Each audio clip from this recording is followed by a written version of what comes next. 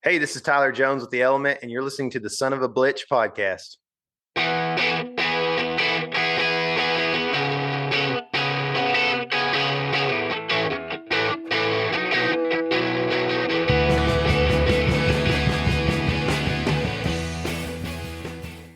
Hey, everybody. Welcome back to the Son of a Blitch podcast. I am your host, George Blitch. And guys, I had a great interview today with Tyler Jones. Those in the outdoor industry, you might have heard him or seen him before through The Element. He's got a podcast that he and Casey Smith have been doing for, about 8 years now.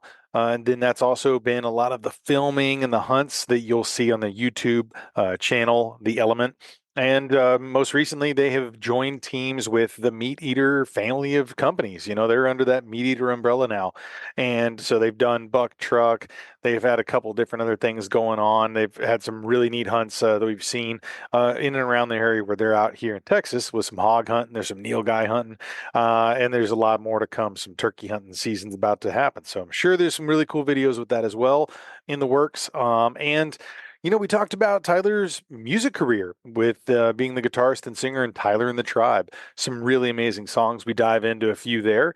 And, we've talked about just kind of his past. He is a man of many talents, a man of faith, a man of just really trying to put the best in whatever he's doing out there in the world. And he's done a phenomenal job. Just super talented guy, great gentleman. And we just had a great conversation today talking about all the different things he's got going on. So you guys tune in, enjoy, and learn a little bit more about Tyler Jones. Y'all enjoy. Take care. Hey, Tyler, how you doing today, man? I'm doing well, man. How are you? Fantastic. Look, I'm really excited to have you on. I've been following your show, your podcast. I know you kind of in and around Texas, heard a lot of different stories about you, whether it's on the football field or Tyler and the Tribe and your music. And I kind of want to dive into all of this. But as normally with my guests, I like to kind of start giving a little bit of background for listeners who might not know much about your history. Talk about where you're from, how you got into hunting and the outdoors lifestyle. And let's talk about maybe the beginning threads of that dream of which you're living so well right now. Oh, sure, man. I mean, I appreciate the opportunity, George, and just excited to be talking to you. But this is something I wanted to do for a long time. I kind of I grew up on Lake Fork, which is a historically incredible bass fishery, largemouth bass in Northeast Texas, one of the best in the world. And at the time when I was growing up in getting interested in this stuff in the 90s, I mean, that was like the heyday of Lake Fork. I mean, it was like the way they thought the world record was going to be broken there. They thought this is, every fish that was caught was like, man, it's fixing to happen there at Fork. And there was this perfect storm, which really is interesting. I mean, I'll probably try to keep the rabbit trails to a minimum, but like the lake sits like it's in 3 counties. And a lot of times, KC and I talk about this a lot. KC is my partner at The Element, and he and I talk about stuff like this a lot. But a lot of times, what a human boundary that is set is it's actually set on some sort of geographical or some sort of boundary that like was noticeable. When people started setting these boundaries that maybe we don't notice today as much because of maybe the land is, aging or whatever, but like, or maybe we're looking at our phones too much or whatever, but like with these, to me, it makes sense because I look at this lake as like this kind of iron ore east side and the west side as being in a different kind of thing here in a different county, and then some of the north stuff being different, but there's two big sections that come into it. Anyway, it's a really cool, interesting lake, and I'd like to actually do some video work on it sometime and talk about some of the origins of that lake and that kind of thing. But this was a place I grew up, and it was a public lake, so awesome bass fishery, underrated other fisheries like crappie and catfish. And I spent summers just catfishing like every day. My dad has a fishing lodge on the lake and has had it since 1993, I believe is when he bought it. So it's 30 years old as a lodge, and my dad's had it the whole time. So I grew up there, and in the summers, I just would walk this retainer wall and just sight fish, catfish, like big ones, man, like 10 pounders, Oh, I nice. actually at one point held the state record blue cat on a fly. It was a 8.45 that I caught on a fly rod, sight casting to it with a brown woolly bugger. And it was an interesting thing. Like we had fish in our dock too, but they would not bite flies in the dock. But out on the wall, they get in these holes for whatever reason. They would bite. But anyway, I caught that there. Spent a bunch of time duck hunting on the lake growing up, and so like we used to have really good grass beds, and I would stalk these ducks like across a mowed St. Augustine yard, at the lodge there. And, there would be hundreds of canvasbacks out there. I mean, no lie, like probably 200 to 300 canvasbacks out in front. And, we'd have bluebills and ringnecks, and sometimes we had mallards and stuff like that. In fact, you may have seen one of my recent Instagram posts. So I stalked those at the lodge, those mallards. And, when they got up, they get up into a north wind. When I had a north wind, they would float back into the lodge, into the, property. So I didn't have to, get a boat out or anything. Right. And so I picked three drakes and smoked all of them. And one of them came back. And as it's floating in, it's sticking its legs up like this, it's floating on its back, and it's floating just slowly in the north wind coming towards me.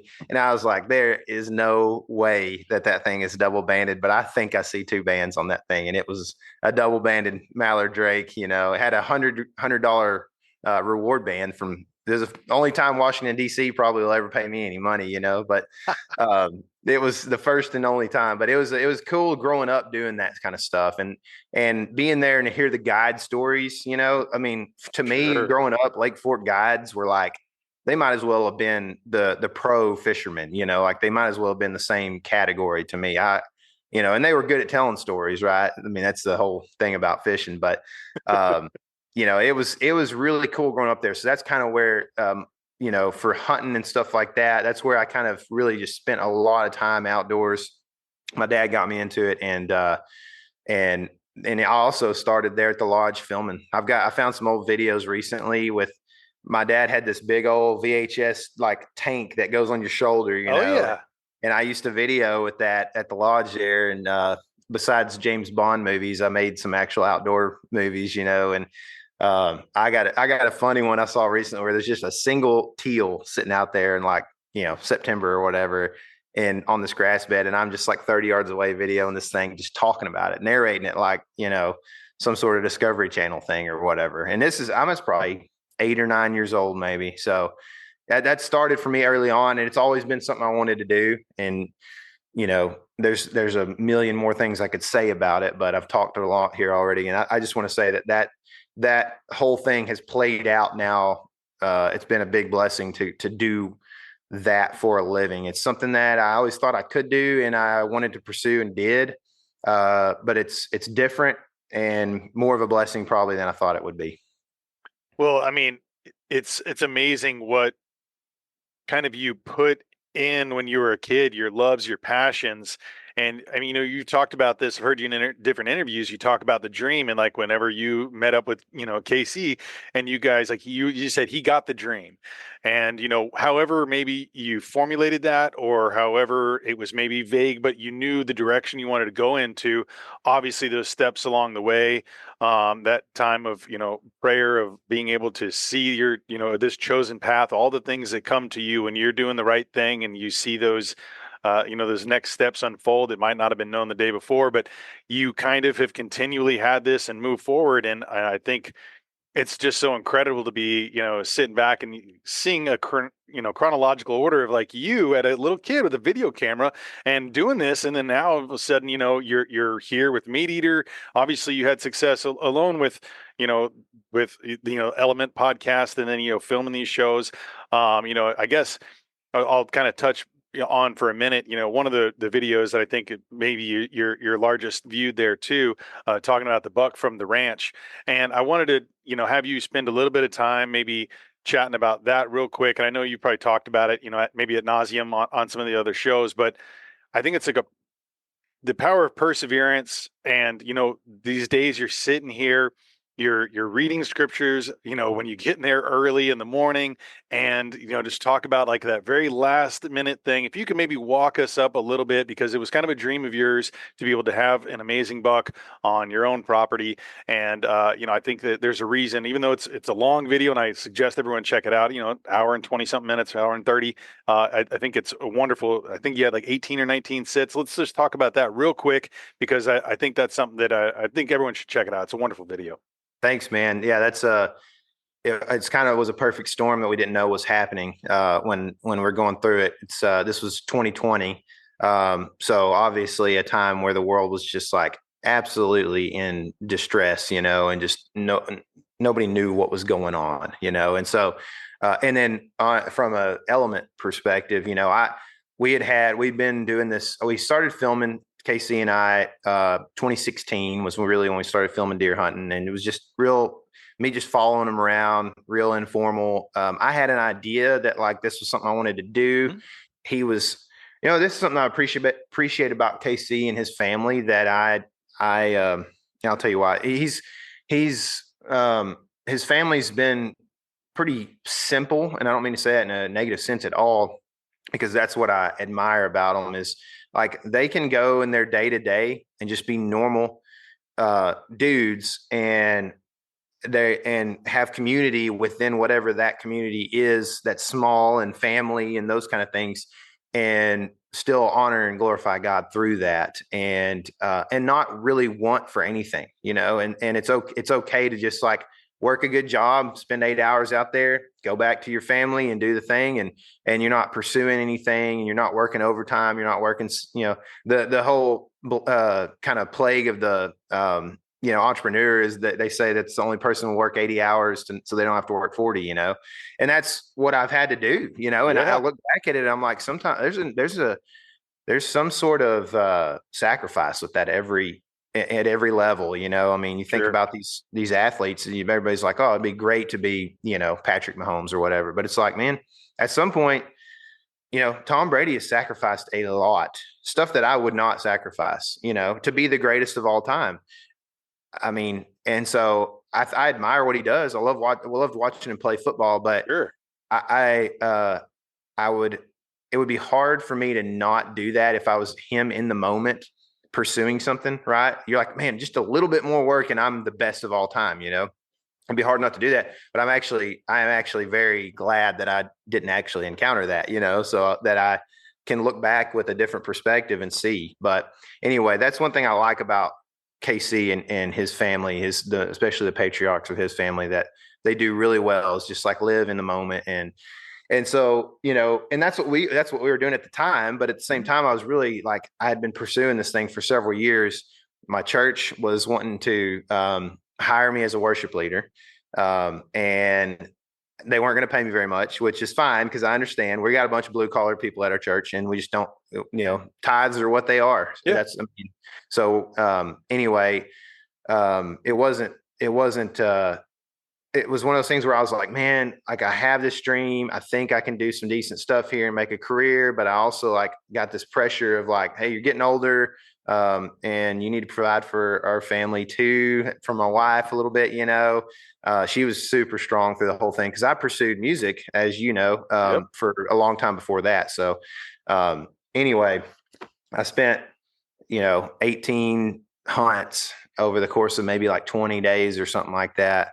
During kind of the COVID era, and I actually had COVID when I started hunting this year. I'd seen him on a new property that I had bought that I was going to build a house on, and I had seen him one morning. I just pulled up on the hill, and he was just in the back of it. Small property, and just rut fest, bucks everywhere. Hunted him for like I said, 18 days, and the interesting thing is I like you said, I prayed a lot, because it was like Groundhog Day. I just get up every day, leave. I was actually staying with my parents at the fishing lodge, because during the winter they don't have a whole lot of guests, and I would take off and go over here, 15 minutes, sit in the truck for 5 minutes, get real warm, walk up the hill and go sit in the stand. And then I would have like, more and more time, a minute more every day or whatever, to sit there and pray in the dark or whatever. And so I did that kind of stuff. And and it was a good time. But I did a lot of praying about like, hey, is this the path that I need to be on? Not like a send me a sign thing or anything, but just lead me where you want me. And Yeah. I ended up on. The church gave me an ultimatum of like by December we need to kind of know if this is something you want to do or not. Mhm. And I was like, okay, so I ended up shooting that ranch buck on November 30th. And it was the fourth buck I'd shot that year. And I actually shot a fifth one in later December as well. And it was just like, but at that moment is where I was like, okay, I think this is me being led where I need to be, And so it's worked out so far. But every day is a blessing. I can't say that you don't know what tomorrow holds. You get fired in a heartbeat, and especially in this economy. So that's it doesn't scare me though, because I think you kind of understand. But I can figure something out. If I got to go work at the local hardware store, then I'll go do it. Whatever I got to do. But we live in America, man. We got a lot of opportunity. We sure do. No, and So, and you kind of talk about, and you kind of drop some breadcrumbs there of your past, of like the idea that, like a D1 college athlete, you're at SMU, you're a standout safety, and you're playing, and like the dedication and time that goes into that. I mean, for those who don't know, sometimes you have 3-4 hours a day of just doing that, plus your studies, plus if you're doing a job or doing anything else, you got friendship, your social, there's a lot of things going on, but there's a lot of work to do that and a lot of dedication. And then, you talk about your music and your career there. And I mean, you still got music coming out. Like I know you got a single drop in February 9th. And you still have, wonderful stuff. And I want to dive into one particular song in a minute, but the idea was that you've kind of you've had success in this element, this element, like, and then this other one, but you've been able to ride that success. And whenever it's time to move on to another track or keep them concurrent, like, I feel like no matter what you do, you have the drive, the discipline to do that. Obviously, we've seen your discipline and what you've done it with your show and your podcast and all the hard work you guys have put into that. And I think that that's something that it's very true. Something could end tomorrow. Something could change. Maybe this whole industry of the outdoor, lifestyle I don't think it's going to fade, but if something does, it's okay. You're going to pick up and you're going to land on your feet and you're going to work hard, whatever that is. So I like that perspective. Diving into your music career a little bit there too. I'd like to chat. I mean, Tyler and the Tribe, you're playing guitar, you're singing, you're writing a lot of these songs. Tell me a little bit about the band and about kind of, what your history has been. I mean, you guys played together a long time. I don't know if there's different players along the timeline, but obviously you're still putting out some new stuff. Is there some shows that might be coming out at some point in time? Is there going to be an album at some point? Are you still working on things? You still writing? Kind of walk us through a few minutes of your kind of music career and what you got kicking. sure, man. Thanks for the opportunity to do that. Absolutely. So I actually started playing guitar in high school with some buddies, and then I kind of like the only one that kind of carried through for very long. I guess really once we got to college, especially, and and so I'm in college. I'm still playing. Like I want nothing more than to be a musician. I love it. I love writing. I love the music, the way that it makes me feel, and all this stuff. So I end up meeting a guy on the football team there at SMU, who was I don't think he ever played it down, but he was hilarious. Just a funny guy that pretty much everybody loved. And he actually had recorded some music as a songwriter prior to me meeting him. And I had a friend that kind of made the connection for both of us there, that we're all on the football team. And anyway, so his name's Clay, and Clay and I kind of hit it off, and we ended up practicing a lot late at night. So it was tough times, which I loved it though. I was doing what I want to do. I had a lot more energy at the time, but I would like end up after, if I had study hall or like we'd have meetings after practice or whatever, like I'd go grab something to eat and I'd go over to his apartment or whatever. And he was like right on the edge. It was in East Dallas, and it was right on the edge of the ghetto pretty much. I mean, it was rough. Like it was the last house of new development, on that street. going east for a ways. I mean, there was like a lot of drug stuff going on around us, and I mean, it was a rough neighborhood, but it also lent to us like being able to play music fairly loud and nobody being affected by it. It was perfect. Yeah, you're So being drowned out over there by all those things that are yeah, happening. yeah, for sure. So we played music, a lot at night from, maybe 7 o'clock till midnight or whatever. And then we'd get back up and go lift weights and do the whole thing over again, and, but it was a lot of fun. And then I ended up touring with him out of college. And we were picking up a lot of steam, and I won't go into this whole story because it's not, it's kind of aside from it, but basically he was one of the crazier people I ever met, and I love him. I loved him, and I love him still, but he was crazy. And he essentially he was a big part of what he had done at one point, got us blacklisted from like a ton of venues. We're playing with a ton of artists, and I won't go into that, like I said, but essentially that launched Tyler and the Tribe. Yep. And so because I was like, well, I have some songs, and I had recently moved to Sulphur Springs, Texas, and met these dudes that were like, probably 4 or 5 years younger than me.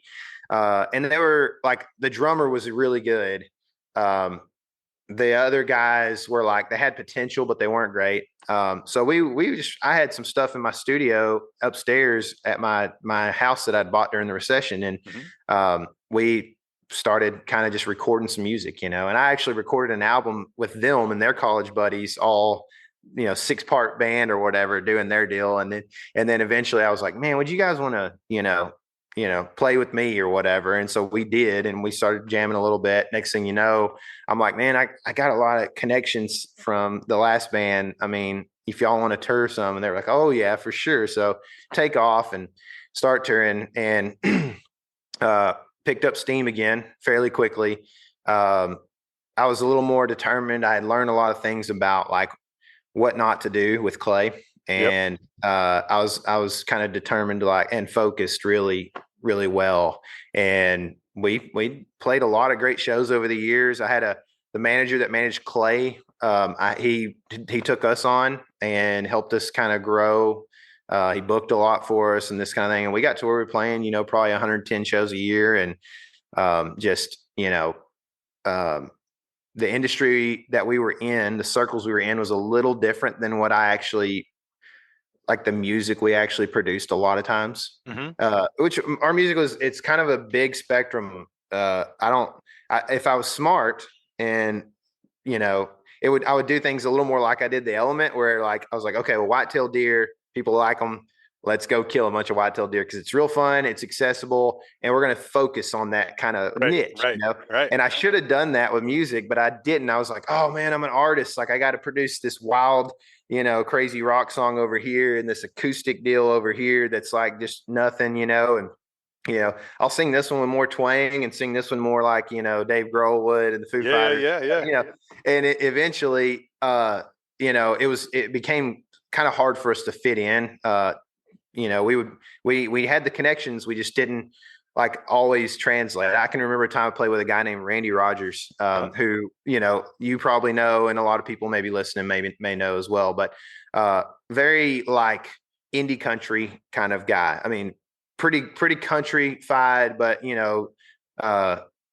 would fit into the red dirt country or Texas country of like the 2000s that people talk about. And we're playing down in Uvalde, Texas.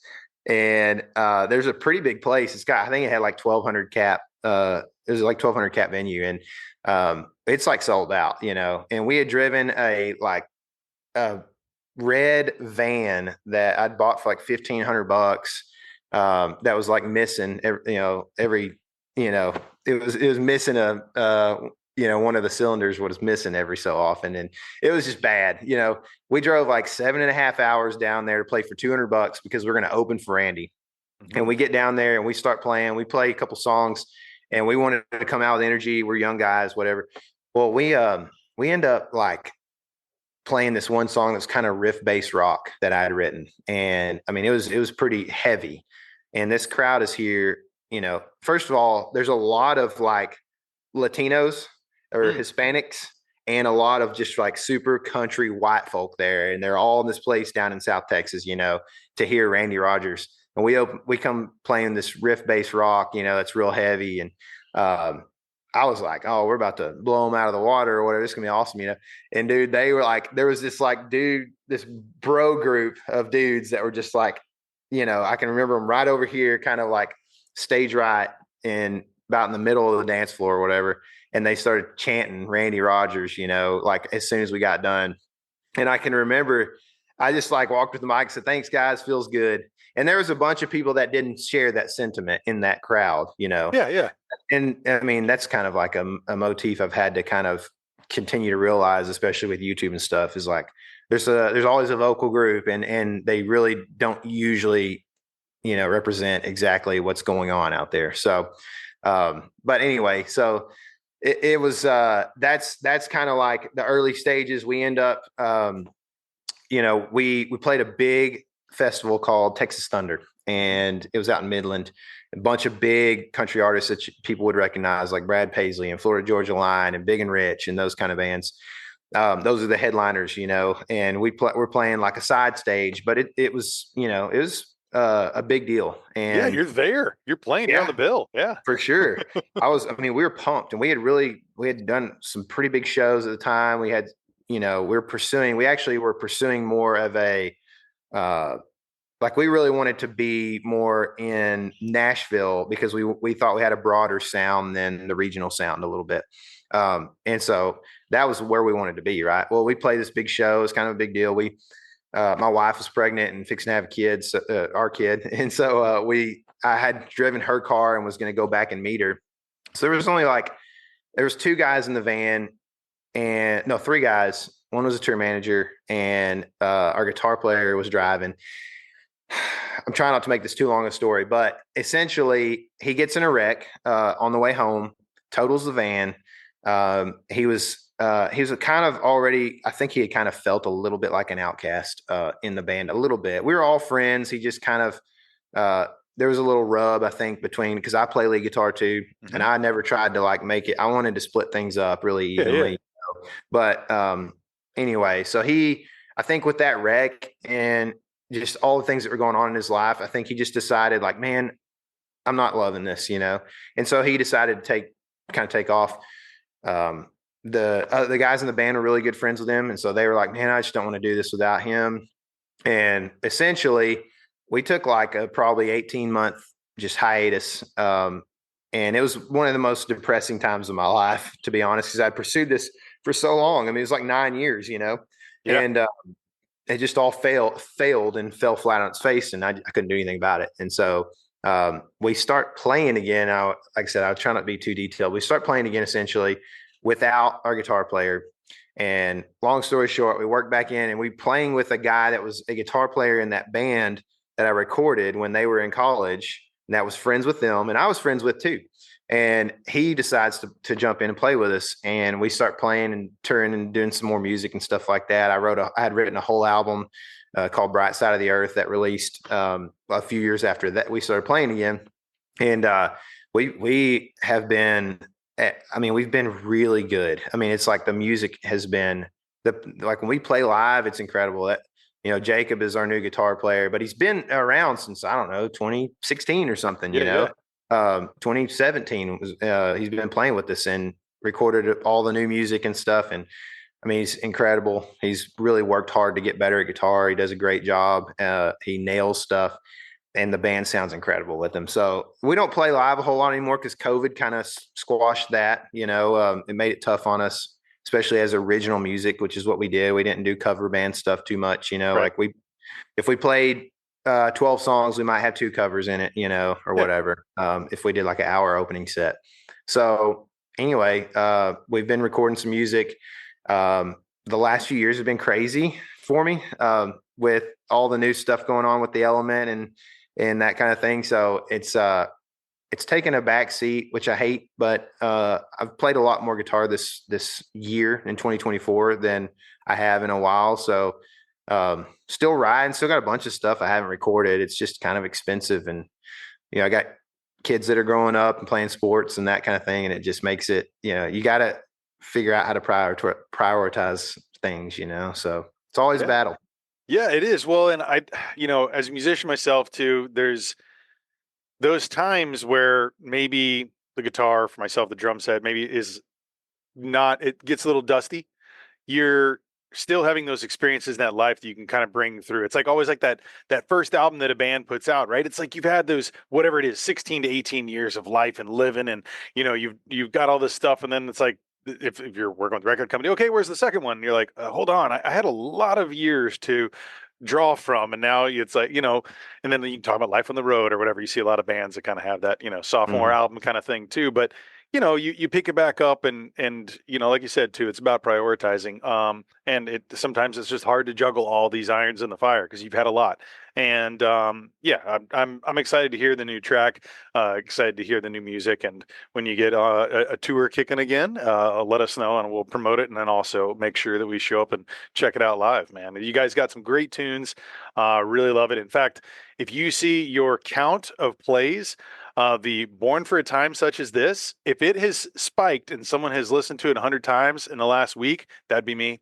Um, when you first, I think like I started following you on Instagram, and kind of I'm fairly new to it in a spectrum, but like I got in and I was checking out Time of the Tribe, and I saw that particular song, and you have a clip that you had of Dave Grohl, Foo Fighters, looking at Taylor Hawkins, the drummer who has since passed away, and in that video you have that queued up, and you said, I was talking about this particular moment when I wrote this song, and I want you to dive into that. I have some personal connection with Dave and Taylor, but that song, man, it raises the hair on the back of my neck. I get the feels, my eyes start to well up. Like, it's such a beautiful song. And thinking about that particular moment, and then thinking about Dave when he's pausing, he's playing at the Taylor Memorial, and just like, the silence and then the cheers of like, I picture these moments and these snapshots in time, and I really would like for you to lay it out. And I mean, that is a phenomenal song. So when did you get inspired to write it? Putting that song together, if you can just kind of maybe chat about it for a minute, because I think it's just a magnificent song, and I'm Oh, glad you wrote it, thanks, man. Thank you. I mean, and thanks for the opportunity to talk about it. I am an emotional person, man. So like like my wife is kind of the strong one most of the time, and I'm like, I fall apart all the time, that's just the way I am, man. man. And I can't really do a whole lot about it, because it just happens, man. I cry a lot, because things mean a lot to me, and people. And, and so anyway, that moment is a moment from, live at Wembley. And basically, to me, what it looks like is happening is they're singing Best of You, which is probably my favorite song ever, and one of the best rock songs of all time. Like, most people would agree that are rock fans, and Yeah. So uh, anyway, Dave's singing it, and he's been like all over the stage. There's like probably an 80-yard catwalk that he's been running up and down. I mean, he's done this for 2 hours probably, and he screams and just shreds his voice all night, and in between lines, like not even while he's singing, in between songs and this kind of thing. He's just a powerful singer, powerful entertainer, and he gets to this moment where, there's this kind of like breakdown, and then this build back up in that song where it's like it takes a lot. And I know this personally, there's this weird thing that happens in a 3 to 5 minute song where like by the end of the song, there's something that happens, like cannot get the notes. You can't hit the notes as well. But like you take a pause for a couple minutes and don't do anything. You play a musical deal or whatever and transition into the next song. You're okay until later in that song or whatever. And your voice gets tired, but it's a weird thing that happens within that song. And this is happening to him at the time where he's like not able to hit the notes essentially, I mean, it's high, it's screaming, he's worn out. And the rain is like coming down and they're wet and their hair is like soaked. And here's this guy who's like just a rock icon. And then his buddy behind him, who is like his best friend, and he's also a rock drummer icon, especially, drumming for one of the best rock drummers in the world. And he looks back at him, Dave looks back at him, and you can see Taylor kind of be like a little nod. And it's like, you got this, dude. You can do this, And it's just this like beautiful moment where, two buddies are giving a lot of, support to each other and leaning on each other, and I'm thinking about it.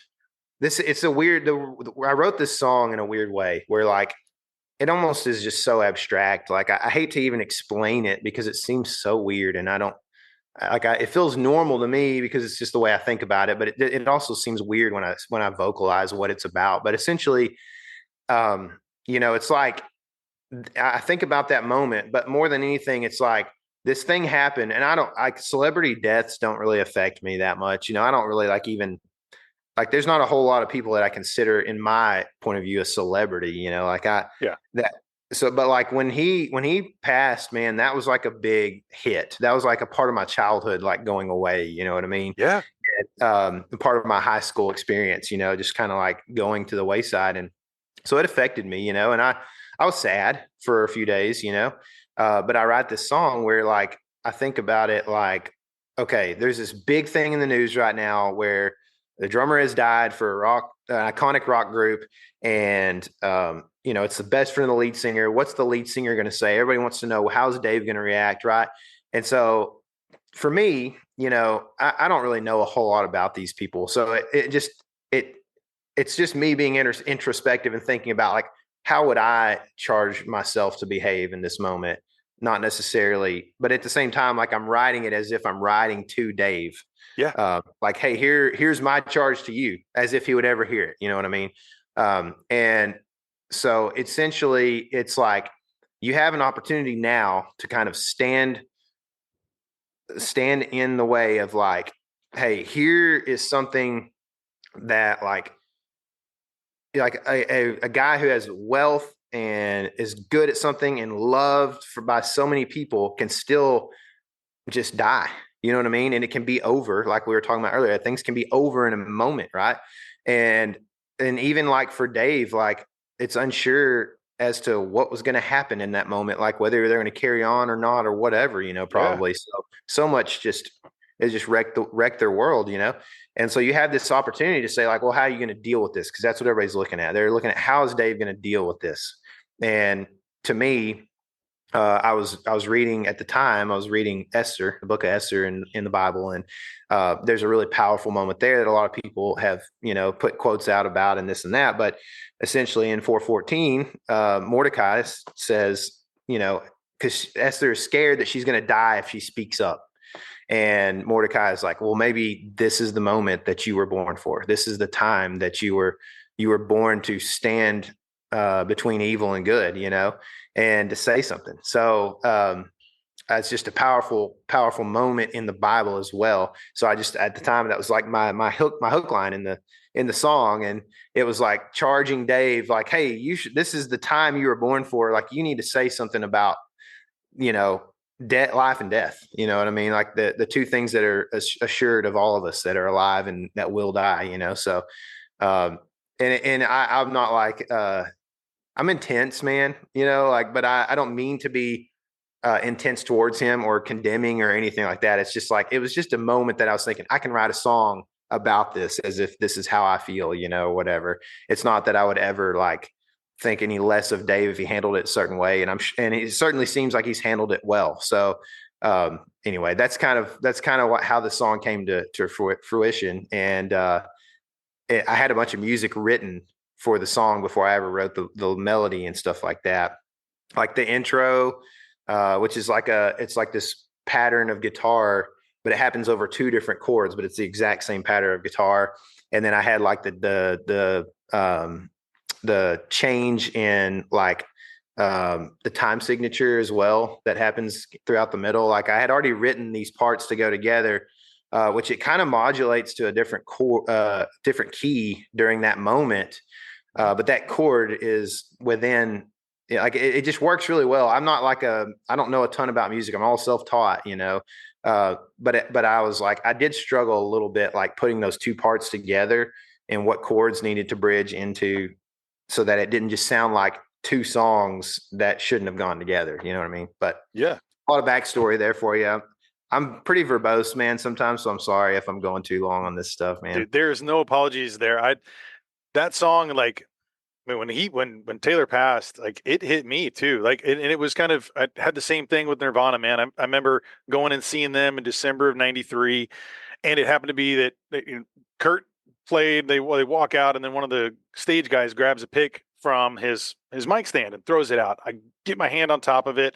Next thing I know, this adult, I'm like 14 then, hits me in the head. I kind of black out, kind of. I'm like trying to figure out what's up. Next thing I know, the police officers are grabbing us, bringing us backstage, and it's like, "Do you have a parent here? Do you want to press charges?" And I'm like still disoriented. And I look over, and here comes Kurt and Dave Grohl, and they're coming to check on me. And Kurt grabs the guitar pick that he played the whole show with, hands it over to me, and Dave's like, "Hey, hold on, let me get you some stuff." Got me some backstage paraphernalia, and they checked on me and wanted to make sure they were fine. And I was like, ever since that moment, I was like, there's that connection to where I'm always like, this guy is something super special, both of them. And then when Nirvana passed, then it was like, it's rocket drummer, man. Those guys were like royalty for that. And then later on down the road, ended up getting to meet Taylor and hanging out with him when he did his tour with Taylor Hawkins and the Coattail Riders back in like 06, 07. A place where there's like 18 people and probably two people know who it is. They're just like a local bar in Beaumont, man. It's like, and my buddy and I were like, here, we're helping them set up and everything and talking to them. And I've had all these connections and we had all these conversations and friends we knew. And I had like a very real, like personal connection to these guys. And although it hadn't been long hanging out, it's not like we're buds, but there was something to me that both times, like when those things happened, I always felt like, what's that like for him? Like, what's that like for Dave? And that particular day, I remember listening to your song and it was just waterworks, man, and just all over again. And Meg's like, my wife's like, you okay? And I was like, I remember I went and got some of the drumsticks that Taylor gave me and took a picture and just put a screenshot up about like, kind of a nod to him. And those things that it's kind of a stranger, but man, those were very powerful moments. And it's that song. I still think about that moment and think about what it must be like for him to turn around and not see him anymore. And so I don't know. I'm very connected to that tune now, man. I'm loving it and playing the heck out of it. So I might break Spotify. I apologize in advance if Thanks, it happens. But no, you write some amazing tunes, and it's a really nice nod to Foo Fighters and your drummer. I got to give him credit there too. Sounds like there's a lot of respect and nods to Foo and to Taylor there. It's a great tune. Man, that's what we wanted, that my drummer is also a huge Foo Fighters fan and he was one of the first, maybe he was the first person I probably texted when I found out that Taylor had passed, and because a lot of his style has come from that influence, and so then when we went in to record it, it was like, dude, this has got, Jordan is his name. This has got you written all over it, dude. Like you just do what's you, but also what's Taylor, man. And that's what he wanted to do was, everything he did was just, he's such a good dude. I love Jordan. And he just he's very humble. Cause he never wanted to do drum solos. And I was like, man, I kind of need you to, cause I'm tired of singing, but he wouldn't do them, but he's so talented. He could have done a lot. He's incredible, man. And just some, you can hear the hi-hat clutches he does and stuff in there. He's just he's so talented and just also so humble. And why I say that is because he really just he always wants what's best for the song. And he thinks if he thinks he can emulate somebody, he's like, I don't have to make my own style or be my own person. It's like, I'll give a nod to this guy because, he influenced me or whatever. And so it turned out really great. I think he always does a great job on the drums. Indeed. No, it's a great nod. And I like too in the music too, you kind of talk about that breakdown moment before musical breakdown, that moment where like when they had to take a pause before they go in that, that was kind of a source of inspiration. And then even within that song, you guys have a build up right at that 4-minute mark, man, where it just kind of like it takes a little pause and then brings it back up. And I just love it, man. It's a great one. I'm going to have the link down below. Everyone has to go listen to that. Make sure you subscribe and follow Tyler and the Tribe as well. We could talk music all day. I want to move into the next thing I want to chat about is when the Elements started, you guys have doing your podcast, you're self-filming. Obviously, Casey Smith is a hog killing man. I think he's 3,000 plus now. He used to be hired by the county to go out and take him out and kind of, so there's like all these different things that I admire and follow and things of that nature. But I wanted to kind of really focus down in on the idea of how did this connection with MeatEater? I mean, obviously the MeatEater team and their family has picked up some other folks here in the last couple of years, you guys being one of them in your show, and now you're under that umbrella and got some great exposure and a great team. I mean, wonderful people there. And I kind of wanted to just chat about how that intersection happened and then what that has been like for you, having another extra level of springboard behind you guys and your success and your reach. So if you could just maybe touch on that a little bit. Sure. Yeah. Thanks for the opportunity, man. So, essentially, and this is why I still just try to stay level headed. And dude, when I shoot a deer or whatever, I just don't feel like it's me, man. Like I try hard, I'm disciplined. Like you said earlier, I'm actually really hard headed. And I don't think those are like great things all the time. Like discipline, sure, but like hard-headedness or perseverance, not like perseverance would be considered a good word. And I think like what are you pursuing, is really what more is the what denominates whether perseverance is good or not. So if I'm pursuing like celebrity or fame or whatever, then I don't think that perseverance is a great thing. So I have to always, and I'm always balancing this stuff. I'm always thinking about like, what am I actually doing? What am I pursuing? And so I have these qualities, but I don't feel like I feel like I'm just given great opportunities sometimes, man.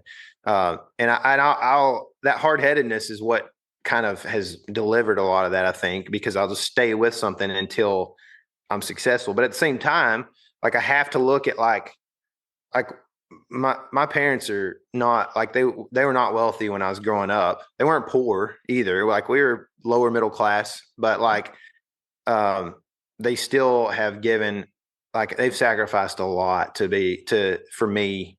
Even just like when I bought that first house that I was talking about, we did the recording in. Yeah.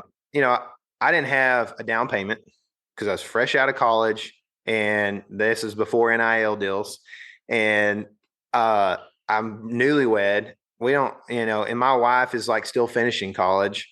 I'm touring a band. I'm making like $600 a week, maybe. Actually, I bet it was less than that.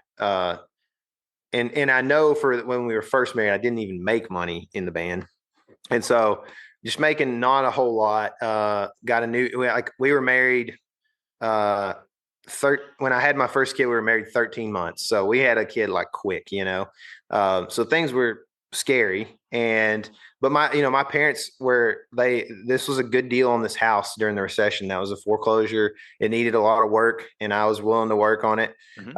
But they paid a down payment. And when I sold the house, I offered to pay it back to my dad. He wouldn't let me. And I paid for the house the whole time. I paid every monthly payment, but, like I wouldn't have ever had it without them, and there's just things, man, that like my parents have done, her grandparents especially have done for us, and I just am so thankful. And these are things that people don't have. Like a lot of people don't have parents or grandparents that can give extra to help out. And so I want to start this conversation with the disclaimer that like, maybe I'm not that special, and maybe I just have an opportunity because of some people in my life. And if you don't have those opportunities, then maybe you don't have a chance to just stick your neck out and make no money for a long time, because your fallback plan is like your parents will take care of you if you do fall, and I never had that moment that I really needed. I mean, there was times when I needed money, and there was times when my dad would hand me $100 in college or whatever, when I came home. But like there, I never like was like, hey, I need $5,000 to pay for this or whatever. And, so, but I was close several times, so I just want to make sure that people know that like, I am blessed, man. And I have had an opportunity above and beyond what a lot of people have had, because they don't have a a parachute to fall back into, And Sure. so with that being said, now, you know, I was able to, during the early years, I was able to, we were just so poor, man, like both Casey and I, because he was kind of self-employed carpenter and I was working at my parents' lodge for not a whole lot of money. But it was something. Mhm. And had flexible schedules. So we are able to do a lot of element stuff too. And then when I sold that house, I took all the money I made on that house and it basically took almost, I think it was like, it's going to be 4 years before I was able to pay myself. And I basically spent all the money I made on that house, from like a foreclosure, recession, buy and rehab and sell. Like the money I made off of that after selling 8 years later, I pretty much wasted all of it in trying to, like, essentially living expenses while I edited videos on the couch at home. You know what I mean? Yeah. And it was risky, but at the same time, my wife had a decent job as a teacher, which they don't get paid very much, but it's enough. We're pretty simple people. And anyway, so I in those early years, we were able to kind of make it to some different like media summits and these kind of things and these events, just a few here and there, and ATA and this kind of thing. Yeah. We meet a guy who's a buddy of mine that worked at Sitka for a while. Mhm. And when we met him, he was at Sitka, went to Wild Sheep, and then ended up at MeatEater. And so that was our connection. And again, like, I don't feel super, like, it's not like I just impressed MeatEater or whatever, and that's how it happened because I did something great. It's like I knew a guy that thought, hey, these guys are doing it pretty good in the whitetail space, and MeatEater is kind of a Western deal, but we like our whitetail guys, and we need to add a few more. And he went to bat for us. We were able to go do this thing, and the job's been a blessing.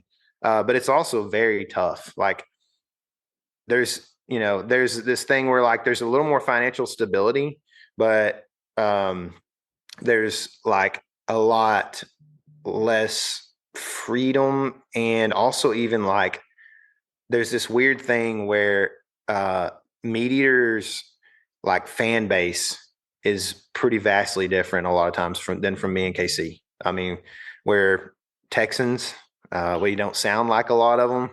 We don't even sound like many of the people at the company, or any maybe. And we think of things really practically, very redneck a lot of times, very utilitarian. So, the ways we hunt is like, when we go out, I mean, we need to kill something, because for a business thing and for just like, this is the way we've always hunted, right? It's not, Right. I'm not going out to walk in the woods. Yeah. Yeah. I mean, after dinner, I'll walk in the woods with my kids or my wife, and that's fun. It's I'll a different walk. Yeah. I'm going hunting. You know what I mean? Yeah. The object is to kill something. It's not really to think about Aldo Leopold, what I mean? So if I want to do that, I can do that in a book at home, or whatever. And that's just, and I'm not trying to be spiteful or anything when I say that, but like, No, not at all. That's just, it's different. And so we've been received well, and it's that kind of silent majority, I think, that I have to keep reminding myself of. But there's also this very vocal group that loves some of the guys at MeatEater that maybe don't love KC and I. And so when we put a video out on the MeatEater channel, I can't read comments anymore. Like, I cannot look at them. It will ruin my whole day, man. And I think people don't think that anybody ever reads those things, so they just make these wild comments sometimes. But like, I did read them when I first joined, and like, I've since it's been months and months now that I will not. So I'll still read element comments on our YouTube channel, the element YouTube channel, but it's just different. We just attracted a different crowd there, I guess, that aligns more with who we are, so.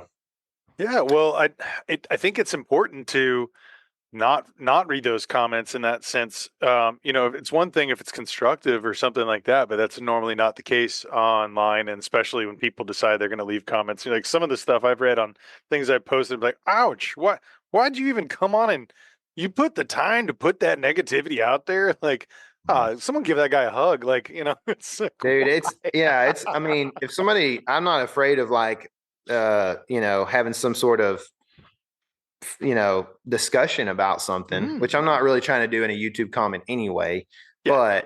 But it's like when you attack the way I look, or just there's some randomly odd things that come up, and I think what I really like is to have conversations with people in the YouTube comments that are like, "Hey, why are you using that broadhead or Yeah. whatever?" And it's like, okay, well, I'll answer this person. They seem like somewhat rational and they're wanting to know, or Yeah. like, hey, it's a really cool deal that y'all did. And I don't need to I don't need them to tell me how cool I am, but like, this is a cool opportunity on public land in Texas or whatever, maybe, like those are things that I'm like, man, this is the community I want to be a part of, Yeah. whereas when it's people just tearing people down, it's just, it's a struggle for me. So I've had to scale back on that a lot. YouTube's a wild place, man. It's wild. It is. It is. I mean, you've been there for a while. You know what that's like. And especially when you get that next level of exposure with joining a team like that, too, you're going to get that next level of, that many more, those types of comments, but all those other fans, because I know a lot of people love watching you guys. It's nice to have some representation in the state of Texas and seeing that. I mean, you go elsewhere too, but getting a little piece of home, your hog hunting and stuff that's, left and right, what we see around here and all throughout Texas, very hog heavy state, and different things you're teaching along the way. It's educational, it's informative, and it's fun. And you guys are just good, genuine people, good hearts. And I think it plays well for many audiences. So I see it as multiple success, and I'm glad that there's that other spotlight on there, and gives you a medium for your message and you sharing who you are authentically, as well as KC. So those are important things. Before we go, I figure I'd just kind of let people know a couple things that they can check out. Like, you guys did a series called The Buck Truck. You're traveling around hunting, and is that going to be? Are we going to see another season of Buck Truck this next year coming up? So essentially, Buck Truck is just a title for what we've always done, Yeah. essentially. So and there it's different. There is some differences, like what so Buck Truck was actually something we were assigned to do before we ever even joined MeatEater. So we did when we came up with this idea of Buck Truck and pitched it to them. We had been in talks about us doing a series for them on whitetail to put on their YouTube channel, and there was no talks of us being hired by them, essentially. So when we came up with this idea, it was like, okay, we're going to produce this like nothing we've ever done before. We had got 2 new interns that like had never really run a camera, and we get them in August, and we're starting to hunt in September, and so like we got a crash course for like 2 weeks, and then we take off and go start producing Buck Truck. So there's some definite and people probably don't see the stuff, but I see I'm like, man, there's some rough stuff there, but it's cool. And I think people enjoy some of that raw aspect a little bit, Yeah. There's, as long as they're not getting sick. But it was a Too really emotional. cool thing. I mean, it was so much fun to put together. It was the longest, hardest project I've ever put together too, because there was a ton of footage. And instead of doing what we would normally which is like, okay, when there's like a cool story and an encounter with a deer, whether you kill it or not, if it's like decent footage and we think it can make like a 20-minute video, then let's make a video about it and put it out, let people see that little mini story. And we thought more along the lines like, okay, we're going to make a big story around an entire trip, and we're going to make one video out of it. And I mean, like sometimes like in our Kansas Buck Truck, I mean, we could have easily made that 2 videos probably, because there's two big deer get killed in it. But it makes a really cool long video too. And the entire story really is cool. And I think that we had the challenge there with Buck Truck was a couple of things. Was taking 5 guys on the road, so 3 camera guys essentially, and most like a lot of public land and going and trying to kill deer on public land on the road. And with KC's help, he had a great season that year. With his help, we killed deer everywhere we went. And it was like I said, a great deal. The other challenge we had was taking, like, we had Clay Newcomb and Mark Kenyon show up on that, and Tony Peterson show up on that series. And so we take these other storylines, and this was hard for me. It's like I edited the whole thing. I only saw my perspective when I was on the hunt. So going through footage, like I have to figure out, I almost have to watch all the footage of Casey's hunt and Mark's multiple hunt. times. Yeah, like to understand. So then wrapping my mind around that, and then I would put it all on the timeline, and it might be 5 hours. And I'm like, okay, well, we can't put a 5 hour video on MeatEater's YouTube channel. You know, they at the time they wanted us to do like 28 minutes was the top length they want us to do. They come from TV, so they think 22 minutes has to be. They've done that for so long. And then we're like, oh, you know, what's the longest we can do? 28 minutes. And I start editing this stuff, and I'm like, and somehow I talked them into like, it's like maybe 45, and then we put one that was like 52 minutes, you know, whatever. We worked it in there, but it ended up great. You know, like the series they thought did really well. It released in May, which is a really bad time to release deer hunting videos, and it still did pretty well, so they were happy. But yeah, that wrapping my mind around that 5 hour storyline, even once I get it down there, I'm like trying to understand what 45 minutes or less looks like or so, you know, like, man, it was the toughest editing thing I'd ever done, man. And luckily or thankfully, we were able to rein it all in, put it all together, and we ended up producing. We were only supposed to do 6 videos. We actually had 7. So, you know, everything just worked out really well. And I guess what I would say is that going forward, in looking at the past, it was what we had done. It was just edited in a bigger, longer format, you know. And so it's the same thing that we did, and it's the same thing we did this year.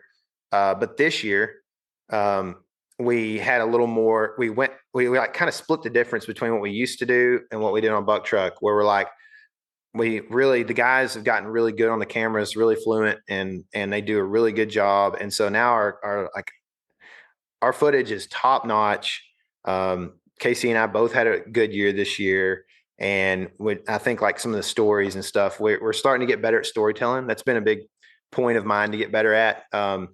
Because I think in our generation, man, and I'm sorry if I'm going over your time here. It's all good, man. Go on. But I think that in our generation, there's a little bit of loss of the ability to tell stories well because of, you got to grab people's attention. It's just like boom, boom, boom, boom, boom. Like if I don't grab your attention in 5 seconds, like you're out, you know what I mean? And people are used to that now that are growing up. 20-something-year-olds are like, they've been, you know, catered to in that short attention span their whole life. That's what they're used to. And so I noticed this with my band, actually. So our youngest member, he's real fast paced kind of guy in his mind, you know, and I noticed that I couldn't tell him stories. Like, he wouldn't grab onto the story. He would like get distracted within seconds if I didn't get out what I was trying to say really quick. So I started talking, like getting out points very quickly. Well, you know, in this video world, you know, that I'm producing videos, I'm like, man, I got to just be able to tell a story better. I got to do it better so that I can keep people's attention for more than 5 seconds. But at the same time, I don't have to like, you know, sell out or whatever too much on that side of things, you know, or just do stuff that's cheap, you know? So, anyway, that's been a big focus of mine. My sister is actually, an author and super smart, book smart. She's a valedictorian, you know? And so I've like leaned on her a little bit to try to understand how to write better. She's actually getting her master's right now, in, I guess, English or some sort of it. And so she has like some really high level stuff, and she'll ask me, like we kind of go back and forth because she'll get some ideas from me on certain things, especially in the outdoors. And it's weird how she'll connect these outdoor elements, no pun intended, to like literary elements, and write like some sort of dissertation, about it or whatever. So anyway, that's where now like we're trying to make, we're pursuing the best whitetail deer hunting video content that has been made. That's what we're trying. That's what our goal is. Right. And like I said earlier, like to be the GOAT, there's sacrifices. Right. And so I'm always keeping in mind, like, well, am I sacrificing too much? Because if I am, then I want to back off and maybe it's not worth being the best at this. But honestly, the sports world has just millions and millions and millions of people trying to be the GOAT. The deer hunting world is, there's a lot, but much smaller pool. So maybe it doesn't take quite as much sacrifice as like to be Tom Brady or to be LeBron or Michael Jordan or whatever. Maybe it doesn't take that, so maybe I can get by with it. And that's what we're pursuing for now, is to try to make the best stuff. When you talk about like the visual elements, the visual cinematic side of things, the storytelling, and then just like the ability to, like, for somebody to leave and be like, man, that was satisfying. I want to go back and watch that again. That's just what we want to do, man. We want people to want to watch deer hunting, because it helps everybody in the hunting industry. If people at the end of the day are like, it's actually not. And I think that's the pursuit of MeatEater too. I think MeatEater, probably before we ever started, was that, they wanted to produce something that lots of people could look at and say, that wasn't distasteful. This is a little bit countercultural of, hunting TV in the 90s and 2000s. And, they can leave. And the problem is KC and I are maybe just a little more distasteful sometimes than the MeatEater crew. So try not to be, but you're kind of a product of the way you grew up, and culturally, Texas is just different than Montana or Michigan or New Jersey or whatever, so. It is, man. Well, you guys, you've done such a wonderful job. I feel like your intention, your focus, your heart, and everything's in the right place. And I think it shines through, man. And it just, it's already amazing content. It's going to continue to get better and better. And I'm just excited to see the journey as it unfolds in the years to come. Before we leave, I had a question. It kind of relates a little bit to maybe what it is you're hoping to do, and that's about your own legacy. I wanted to ask you about, like, what is it that you hope professionally and personally to be able to leave behind, the work you're doing now? Why is it important? What is it that you want to kind of have be the thing that echoes on after you're done, in this, area of your life? Man, yeah, that's a good question. So I'm trying, like, this is a hard one to answer, because it's actually not that hard to answer. I just know that, like, these public platforms, I don't want to feel preachy. I don't want to feel it come off that way. So I apologize if that's the way, but I answer frankly and truthfully, as that's just the way I try to do things. And so, for me, the only legacy that matters when I look at things is like spiritually, so I've been thinking about this a lot. I carry a little bit of guilt that my son is 12. He's never killed a deer. And there's a lot going on there. One thing, I bought him a cheap 410 when he was like 5 and made him shoot it, and he busted his face hard with it, and so, like, since then he's hated any sort of guns, for the most part. He actually likes duck hunting. But it took him a long time to get to where he would shoot without me having to, like, almost threaten him to shoot his gun, and so there's a little bit of that going on. There's a lot of me pursuing a career. So every time I'm hunting, I'm like, I got to have a camera in the woods and I got to film what's going on. And I feel really guilty about that. And so, like, but a big part of my legacy that I intend, the biggest part that I want to, like, carry on is that when I pass away, man, I want my kids to remember me as somebody who was bold for the gospel, and who would, in every instance, not just on George's podcast or the Element podcast or the MeatEater podcast, proclaim that gospel, but even in those moments when me and them, one of my kids, are, at the convenience store, and I see an opportunity to say, hey, do you know Jesus? And let me tell you a little about it, without being, the guy on the street corner with the megaphone, but more just like, hey, this is a personal thing, and I intend to, like, not just this be a fleeting moment between you and I. This is something that like I take very seriously and relationally. And so that's kind of like that's what I would like my legacy to be for them. I want them to see that like, hey, this is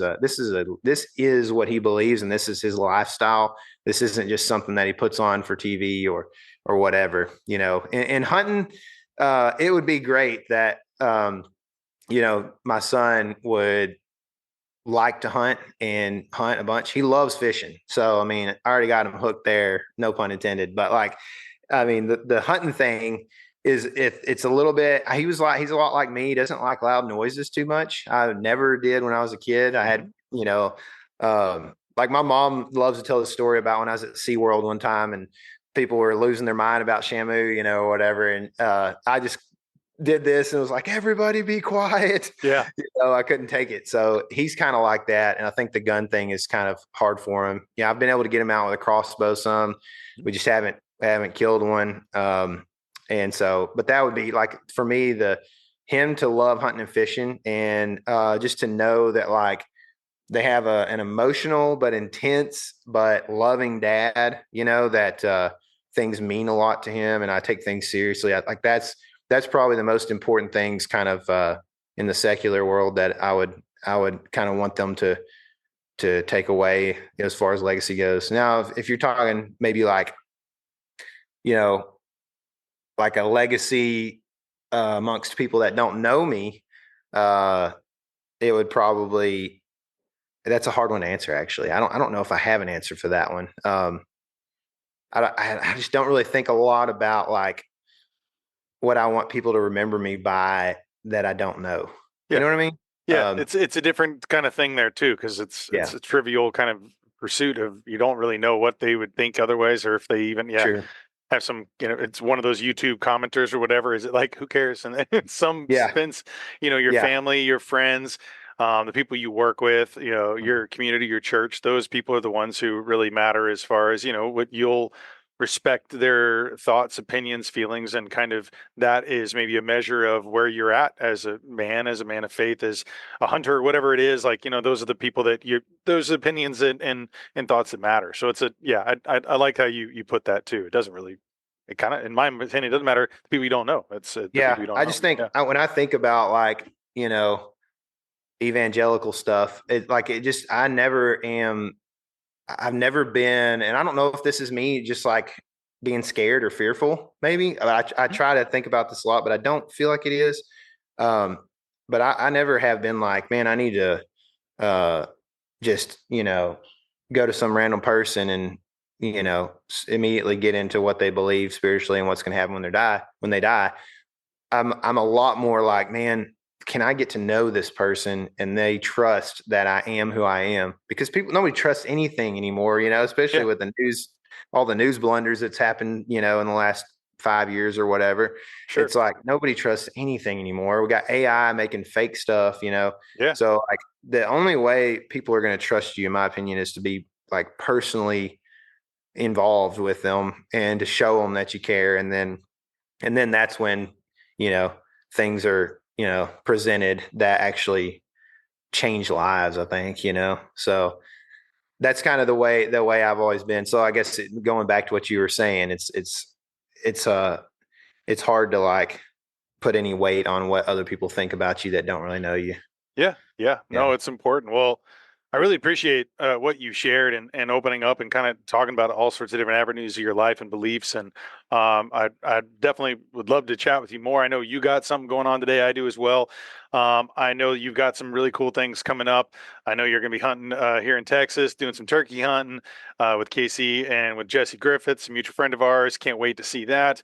I know there's some other things coming down the pike too. So I want everyone to go and follow your journey, all the different things you guys are putting out. So if you can kind of just take a quick minute, throw the websites, the handles where people can follow your journey and learn more about you in your hunting world and in music as well, please. Yeah, thanks, man. I would say this has been awesome, dude. And I think you're a really good interviewer. And I think people should continue to listen to this podcast if they're listening at this point, because it's you do a really good job, man. You've got things together, man. You do a great job with this. So I appreciate the opportunity. And I hope that, this journey goes well for you, man. It's, it can be tough at times and beat you down emotionally and mentally, but just keep going, man. You do a good job of it. So Thank you. appreciate Well, talking to people like you, man, that's really what it's all about. It's making those connections, those sincere, true connections, and make chatting with great people. It's something that I find personally fulfilling, and I think that your story and other people's that we've chatted with are worth sharing. And I just want to be a conduit for that and that goodness out in the world because we need it. So that Sure. means a lot to me. Thank you. Yeah, dude, for sure. So, really, like what we probably put our most effort into, as you've maybe seen, is the YouTube channel, which, you can see some of our stuff at MeatEater. And in fact, we have to put out, we're kind of not have to, but we are putting out a lot of our best stuff on MeatEater, but not all of it. But the previous 6 or 7 years, that like has the Element channel has the best of the best of that, So there's a lot of great stuff to look at there. I think we've got 450 or more videos. I wouldn't watch them all, y'all. There's some bad ones. There's some real bad ones, but there's some really good ones too. So, Yes. and you'll be able to see those probably based off of view count as much as anything. Oh yeah. But the Element YouTube channel is where I appreciate the most support. If I'm being frank, the more people that subscribe on the Element YouTube channel, the better it looks towards the MeatEater company. Sure. For me, and I just want to, I just want them to know that they made a good move by hiring KC and I. You know what I mean? That's what I just want them to have to know, like, okay, well, we did the right thing here, and we're not like I always hated when I toured. I always hated headlining and it being like February, it being like 10 degrees. Nobody wants to go out. It's icy on the road. And like, you just, you told the guy, you probably thought there'd be 75 to 120 people there, and you end up with 15, and it's like dead. And you got to face that guy at the end of the night that's paying you. And he's like, man, I thought y'all would have a better night. It's hardly worth keeping the place open for, and I'm like, I know, I'm sorry. I hated disappointing people. And that's that's kind of the point of me, telling people to subscribe to us, and hopefully MeatEater knows they made a good investment there. But, that you can see some good stuff. The Buck Truck series is on MeatEater YouTube channel. We're putting out kind of some one-off stuff on the MeatEater YouTube channel as well. A lot of hog hunting stuff, some deer hunting stuff, and it'll continue. We'll have some pronghorn videos and some elk videos come out later this summer on the MeatEater channel and on our channel as well. Still lots of deer hunting stuff, and like you were saying earlier, we do like to teach a little bit, and so we'll have like some how-tos and this and that. We canned venison for the first time the other day and made a video about it. So it's kind of like, here's what we did wrong, and here's what how it turned out, and what was right. So some of that kind of stuff. And then the YouTube or the Instagram handle is the Element Wild. So just add wild to the end there, because I think it was going to be a lot of money to buy the Element, Right. I think there was a rapper called the Element a while back, maybe, or something like that. So yeah, that wasn't an option for us.